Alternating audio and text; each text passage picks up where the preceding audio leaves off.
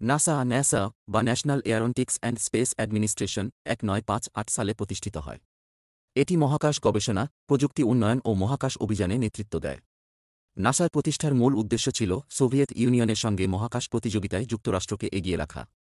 1969 সালে অ্যাপোলো 11 মিশনে প্রথমবারের মতো মানুষ চাঁদে পা রাখে। নীল আর্মস্ট্রং এবং বাজ অলড্রিন। নাসা একটি বিশ্বমানের স্পেস টেলিস্কোপ হাবল চালু করে 1990 সালে, যা মহাকাশের হাজার হাজার ছবি পাঠিয়ে অসংখ্য নতুন আবিষ্কার করেছে। 2008 সালে